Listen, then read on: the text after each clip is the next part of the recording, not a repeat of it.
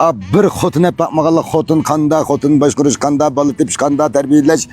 Bir hayatida bir müşbih bakmaga adamlar bal terbiyeleşni yutibadi da. Ha? Sen nem to'g'riliq so'zlaysan da.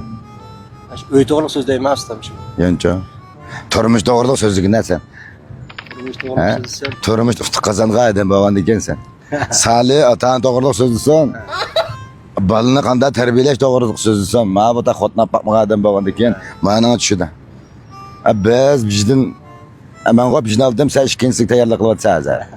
Sen qanda xotin ilishni, qanda xotinni qanda boshqarish to'g'riliq so'zlasan, tazi tushamiga deymi? İkinci kotun ediş için pek uyuluşurken arkanda Edems'tan ikinci toyunu Şu o'yilishayotgan yeridan so'zlab lan biz g'alaba qozongan, turmushda g'alaba qozongan bir qiyofat chirivlab, shularga dars berib lan pulni topsaq bo'lmamdi. Pul topgan qiyofati chirivlab pul topqizmalam desak bo'ldi emasmi? Nima joni qijlaymiz? Qallidan sal o'tadim deyman. Onda kımmaylamaz mı? Ya qilmasak nima ish qilamiz hamsa? Pul topamagalı pul tepishni kutibadi dog'ayli bizga. Bir xotine bakmagalı xotin kanda, xotin başkuruş kanda, balı tepiş kanda, terbiyeleş. Bir hayatida bir müşbih bakmaga adamlar bal terbiyeleşni yutibadi da. Shu qator bizning salim bo'lib qoladi, 20 yosh chirib qoldi shu.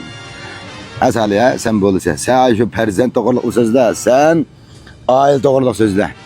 İşine işte başlayıp giteyler. Manda jüri vermeler. Bayolanmayımız burada güzel. Kaysam kıldırıp kalkını şendi yola bulmaydı. Onka pul tapamaga adam, pul to'g'riliq da so'zlasa. Bir xotna bakmagan, bir xotini jaylab tutib bakmagan adam, turmush to'g'riliq falsafa so'zlasa. Bizni ishga balni beqib, cho'ng balimiz 15-16 ichida farzand to'g'riliq bujimi deb bakmadik.